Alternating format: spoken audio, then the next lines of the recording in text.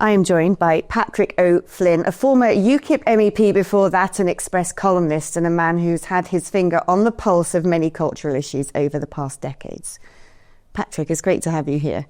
It's been a very difficult subject to talk about for a long time now. Even the wake-up call of the grooming gangs, when we suddenly realised there had been this huge cover-up due to cultural sensitivities about the sort of crimes being perpetrated by some men in certain communities. My concern is that cover-up is still going on today. What do you make of the current situation? Well, I think in terms of grooming gangs, on-street harassment of women, it shouldn't come as a surprise to us that there are certain groups which are clearly overrepresented. I mean, going back decades, you know, a woman going on holiday to, say, Egypt or Syria, Middle East country, a North African country, you would read the Foreign Office travel advice, and it would say in terms that, you know, you'll have trouble if you walk around alone. So I don't see why conceptually the system still won't really admit that bringing in hundreds of thousands of men from these sort of cultural backgrounds, a large proportion of them are liable to carry on with the same mindset in the United Kingdom. So I think there was obviously an explosion of coverage around the grooming gangs and the Pakistani heritage males being massively overrepresented in those. But I think we're still tiptoeing around the issue of the sort of more recent mass migrations from North Africa and the Middle East being associated throughout Europe with a real spike in sexual assault cases against Western women. I mean, we've seen from certain countries where they do publish the data, the trends are very eye-opening. My understanding is that data has not really comprehensively been published here. I'm often told, actually, it's not even kept, although I find that hard to believe, simply because if arrests are being made, for instance, you tend to know the person's nationality. Do you think it's about time that the government does publish that data, or do you think it would be too explosive and lead to a huge kickback against people from those communities who actually are integrated and who actually don't deserve to be targeted? I think the government should collect and publish the data, absolutely. And, you know, I'm trying to remember whether it's Sweden or Denmark, one of those countries publishes crime data by countries of origin. Germany has got much more comprehensive data than we have.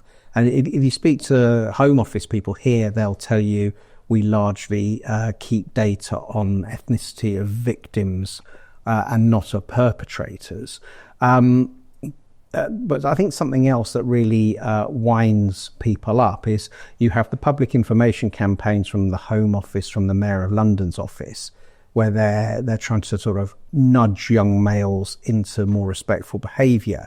And in every single one of those films, I think there's been about 4 so far, it's always depicted as the white English male who does the harassing and the ethnic minority young men who restrain him and, oh mate, stop doing that. And there is increasing evidence, anecdotal and some statistical, to suggest that's the precise opposite of the truth. So the British state, the British public realm, is still being deliberately opaque on this stuff. And you know, now we've got some Reform MPs in the House of Commons. I think Rupert Lowe, for instance, is putting in a lot of written questions about this, trying to draw some data out. But even freedom of information requests done by various broadcasters in the last year or so have been batted back. We could only obtain that information at disproportionate cost. So I think we're in a similar phase to before the grooming gang thing really blew up. And I think certain media figures such as yourself have pushed the boundary a bit, and there's been so much sort of anecdotal support to what you've said that the left haven't really been able to kind of go on full cancellation mode and attempt to turn people like you into pariahs. Yeah, do you think that in part huge swathes of the media are complicit in the cover-up? I mean, one thing that I've noticed is very often when there is the report of a particular crime, the suspect isn't described or named. I think, for example, of the chemical attack carried out by Abdullah Zaidi, you had the police saying a man is on the loose. The likelihood is he's sustained injuries himself on his face as a result of this chemical attack. And yet they gave no description. And so you thought straight away, okay, we know what's going on here. Yes, and people will also say that the perpetrator, even if it reaches court, will be described according to the town he's living in. So you'll get like a Swansea man who battered people with a hammer in central London, and it turns out to be someone who's not originally from Swansea. So again, there's a huge level of discomfort about actually being open about the origins of perpetrators from ethnic minority groups.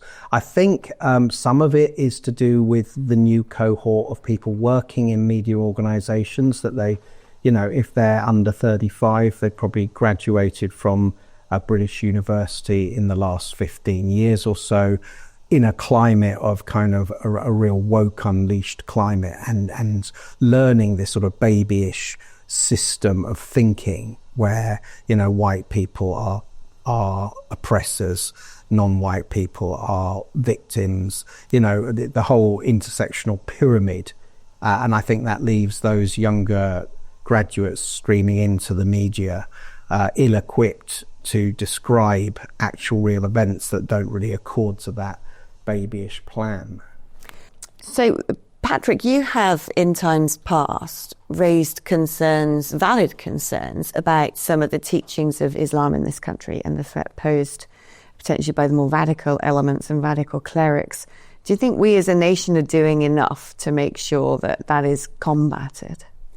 Well, I think there is beginning to be a more grown-up conversation about belief systems, you know, and their teachings, and whether adherents take the teachings literally, and the degree of social control these belief systems have, right? I mean, it's not just Islam, but in this context, the countries of origin of the latest big wave of immigration, particularly irregular immigration, is mainly Muslim countries. So I actually think that the kind of embargo on discussing the sort of belief system dimension is fraying at the edges, although I do think there's a degree of intimidation just hanging in the air. You know, we all see the Batley's teacher, don't we? That case, for instance, where he was given no support from his own trade union, from the educational establishment, and is still, as far as we know, in hiding. So I think there's a chilling impact on discussing the whole issue, which is still in place. When we talk about the way that media cover particular stories, and the way you mentioned earlier that very often when they talk about the perpetrator, they just say they're from a particular town in the United Kingdom without giving information. My understanding is there are guidelines now that essentially commit journalists to doing that. Yeah, I think the NUJ and the regulator, which may still be called IPSO, they produce sort of long and worthy screeds on this stuff, which are being influenced, I would say, by the ID politics left.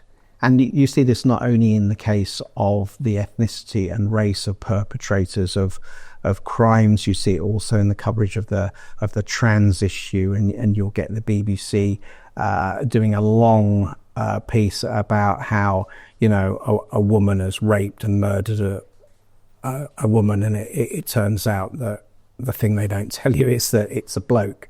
And I think, you know, that to a certain extent, that same kind of woke leaning on the bodies which publish guidelines on media coverage is not really been opposed by the last Conservative administration. They didn't really stand up against this, as I say, quite babyish belief system that's being imposed on or there's an attempt to impose it on a free media. I think, with a few exceptions, maybe Kemi Badenoch, the full-time left-wing culture warriors were allowed their writ to run.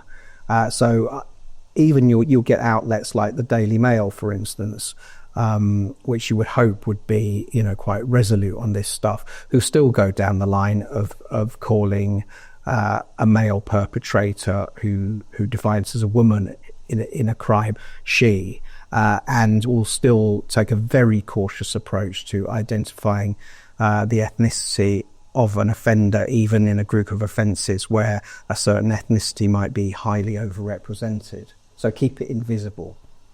How at risk do you think young girls are in today's society? Because I always think we've got a toxic combination here of not just increased threat levels from physical crime, sexual crime. We know, for instance, the majority of phone muggings or attempted muggings are now happening against lone women because they're easier targets. But of course, when it comes to harassment and sexual crime, the victims are almost entirely female.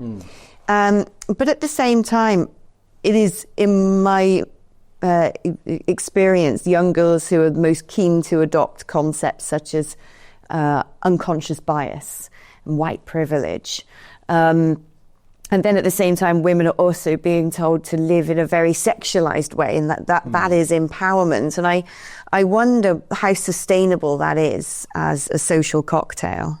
Yeah, well, it certainly seems to be the biggest group of people just swallowing the whole woke textbook are sort of young liberal-leaning women, which is quite ironic because in respect to what we're talking about today, they are the prime victims. And I think they're almost being disarmed from being sensibly sceptical out in public places. I was very interested, I think a couple of months ago, maybe 3 months ago, ITV News did a very good report on what it was like to be a woman out and about on the streets in the evening. I think they focused on Cardiff and Nottingham and the male harassing behaviour. And, if you watched it, it didn't seem to occur to them, literally, that almost every single abusive, creepy, harassing male was from an ethnic minority background. I think there might have been about one, perhaps, white man among more than 20 perpetrators illustrated. It wasn't even mentioned as an element of the story because, that's just not an acceptable thing to think. But on the actual statistics, we have seen a huge increase in rape, reported rapes. Now, a smallish proportion of that is about historic sexual abuse, but there's some big, real increase that has gone on in the last 10 years, perhaps even a doubling. And, I would suggest that bringing in hundreds of thousands, perhaps even 1 million plus males from countries which have never experienced female emancipation and which take a very dim view even of the idea of women being out and about on their own, I think it's a perfectly rational hypothesis to put the microscope on that and say how big a part is that playing. But again, politicians don't really have the courage to do that, with very few exceptions. I mean, to me, it's more than just not having the courage to do it. I often feel there's an active campaign to prevent that from happening. It's interesting you talk about when we look at the statistics around the reporting of rape and the narrative we're always told about that again and again. It's because people just report it more today. Well, of course, there have been more reports. That's how we know that there are reports. But why have there been? Probably because there are more incidents. My general feeling is women are less likely to report it today than they would have done in the past because assault now, or sort of casual harassment or casual assault, is so commonplace where once upon a time societally it would have been unthinkable. Do you think as well there's a class element to this, in a sense that we talk about young middle class women being the most keen to become the warriors and bastions of progressive politics, as they would call it, and perhaps they don't have the same exposure to the reality that's happening in certain communities simply because they don't live in them? I think there is definitely an element of that. And I think, again, the people who work in the media increasingly are from a strata of society which, is pretty privileged, have grown up, in higher income households, are disproportionately independently educated in nice little towns across England. And so I think they're led to the feeling of being slightly guilty about their own privilege, but then they make an intellectual leap to think that just because they, as middle class white, say women, feel they've been privileged, that means that all white people are privileged, and they possibly have never been to, Burnley or Blackburn or sort of northern post-industrial towns and experience what it's like to be a white working class girl living in a community that's cheek by jowl with a large ethnic community, say, of Pakistani heritage people who aren't integrated. We've had loads of reports from Oldham, Rotherham, Rochdale. Part of the problem is a complete lack of integration between the communities, and you have often it's been Pakistani heritage men who, have a complete split view between the women in their own community, who are, covered up, often kept at home, completely, not legitimate for sexual approaches in terms of young men having high libidos. And then they, up the road, there are, as you say, there's white working class communities with girls perhaps who aren't, don't have the resources or the family support behind them that they might, but who've grown up also in a very sexualized online environment. So I think it was Jack Straw, actually, a generation ago, who said some Pakistani heritage men viewed working class white girls as, quote, easy meat. And he got a hell of a kickback for having said that. So I haven't heard him say much about the issue since he stepped down from the Commons. But, that was a generation ago. Is there any way you think that, given the huge demographic change, which in itself is going to be very difficult to reverse, there is a way we can still tackle this problem? Well, I think we absolutely got to tackle it. What I think is regrettable, but looks like is the path we're going down, is because ethnic minority ID politics is so aggressive and assertive that we're moving towards the legitimization of white ID politics. And I think you saw that in the summer disturbances. If everyone is racialized about everything, and every group is encouraged to sort of fight for their racial group, as every minority ethnicity almost is, then don't be surprised when underprivileged white people in communities which are maybe shrinking cheek by jowl with expanding minority communities, when they start thinking, well, okay, then it's all about defending your own race, is it, on grounds that we're underprivileged? Well, look, we're underprivileged. We're probably now a minority in our town. So, we are now thinking in terms of our own race group interests. So I think that's very troubling, and we are seeing and have seen a breakdown of feelings of the common good.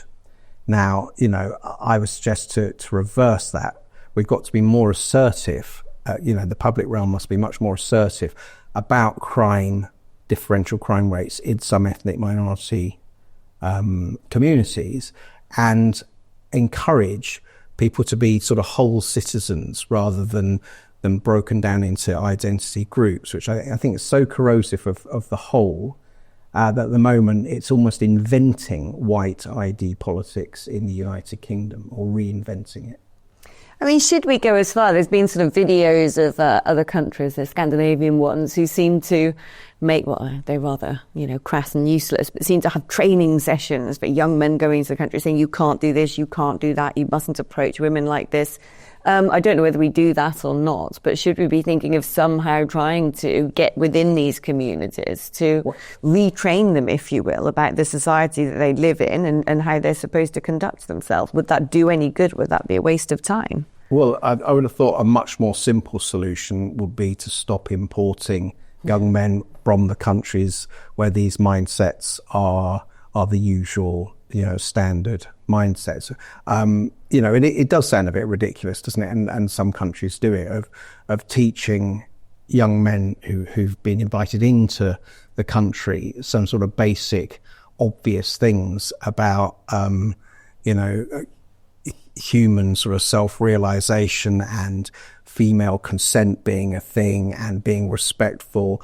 The fact that this is being put forward in certain countries tells us that the old notions of social cohesion have just been carelessly tossed aside, and a cohesive society can be very easily broken and then will become very hard to put back together again. What do you think are some of the worst examples that come to your mind of this particular trend? What are some of it? I mean, are there particular news stories that you've seen or incidents both here and abroad that you've thought, wow, we really do have a problem here? Well, I often think of in the Arab Spring, there was a female reporter in Tahrir Square in Egypt who was basically subjected to a mass sexual assault and had her clothing torn to shreds. And that was back in, nearly 15 years ago. That sort of, and these were supposed to be this was supposed to be a progressive freedom Arab Spring thing going on. But in fact, there's a confident woman fronting a Western media network covering it, presumably sympathetically, was subject to this appalling rolling mob attack, right?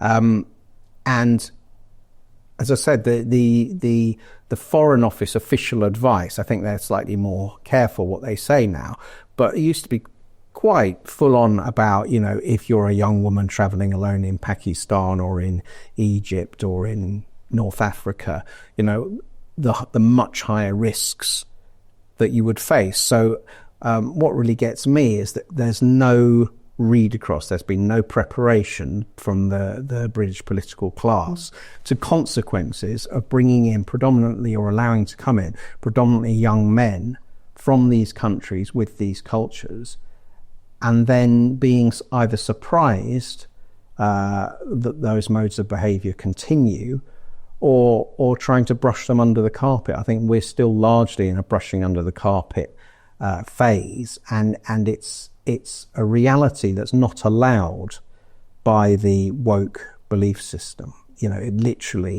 This isn't allowed to have happened. Any overrepresentation of a minority group in something bad is because of some institutional ism, and Keir Starmer.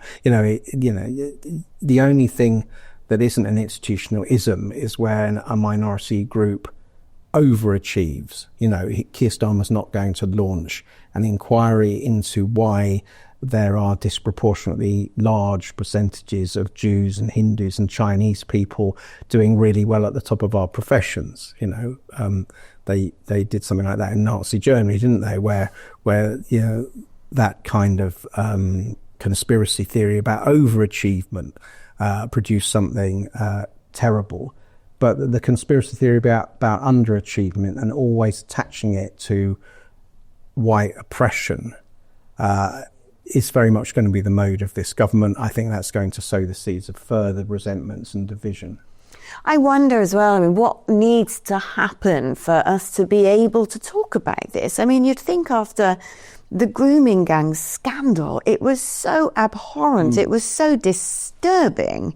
The industrial scale in which it happened and is still happening. I'm still seeing multiple news reports of men being sent to prison as large cohorts, usually all from particular background, and it doesn't make the national news anymore. You might see it in a newspaper, but it's rarely reported on the national news.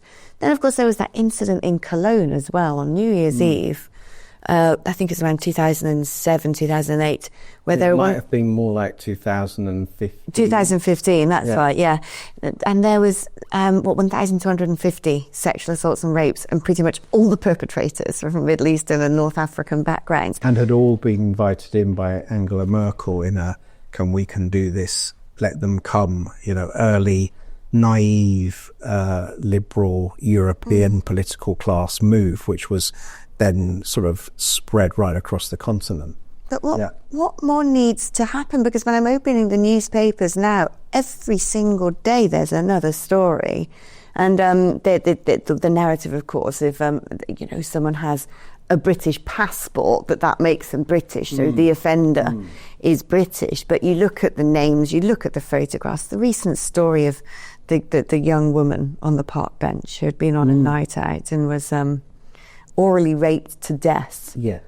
I mean, you just think, how many more of these stories are we going to read until somebody says we've got to do something? How can it continue to be ignored? Well, I think, quote, ordinary people are in we've got to do something mode and are losing faith in the larger established political parties at quite an accelerating rate at the moment.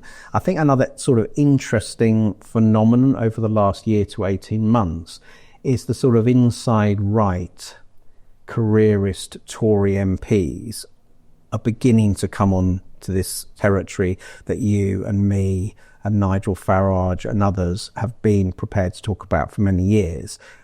So you've got, Robert Jenrick in his leadership campaign, Neil O'Brien is one of the very kind of bright, kind of data-driven conservatives who are beginning to kind of push for more data on these issues, beginning to talk about issues of overrepresentation, perhaps for cultural reasons, in certain abhorrent sorts of crime. So the Conservative Party, I think, is on the cusp, and equally Kemi Badenoch has gone further on these issues for longer than anybody else in that party. So the Conservative Party is sort of on the cusp of becoming a little bit conservative again on this dimension of politics. I would say mainly through being pressured by voters voting with their feet for, principally in this last electoral cycle, for reform.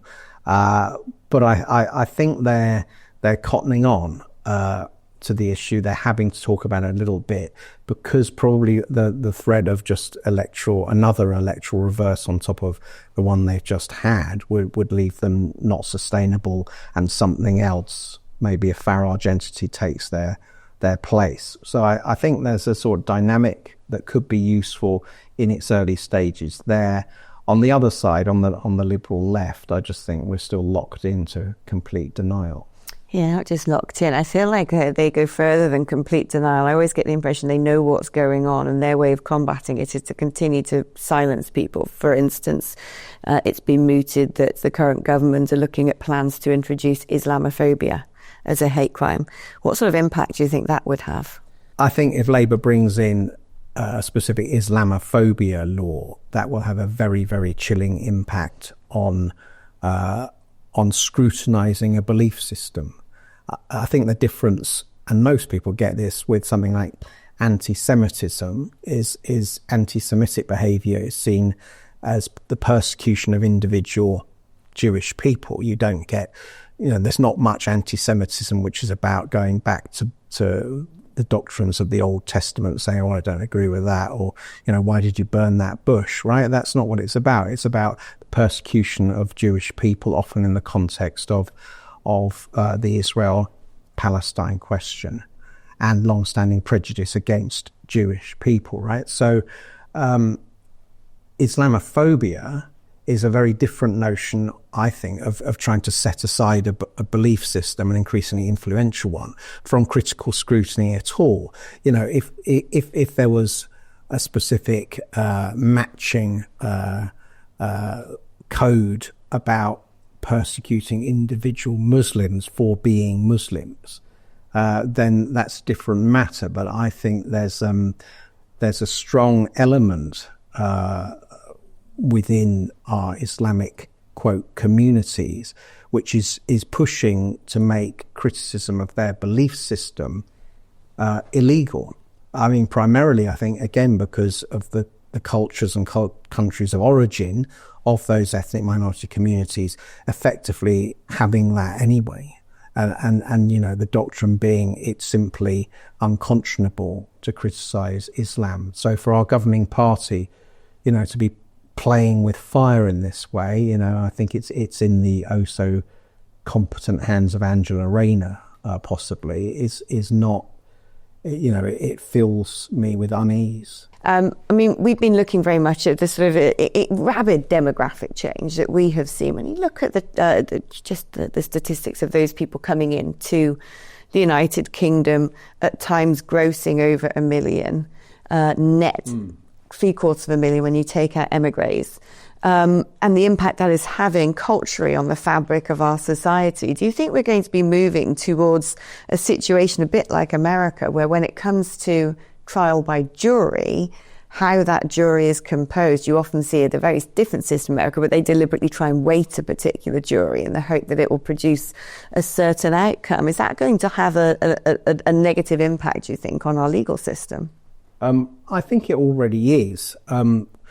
I think that the whole notion of the jury being a jury of 12 peers, equal citizens in a cohesive society, that's great, but there's all kind of in-group issues that could skew a jury. I mean, so there have been cases, for instance, of footballers put up for trial for stuff, and they're landed with a jury in their own city where they play football, and they not guilty verdicts often follow, right? That's just a sort of one example of that. But equally, if you've got a society where we're balkanized and different groups have been encouraged to think about their duty in terms of loyalty to their own group rather than a broader society, then the worry about stacking of juries with one component or another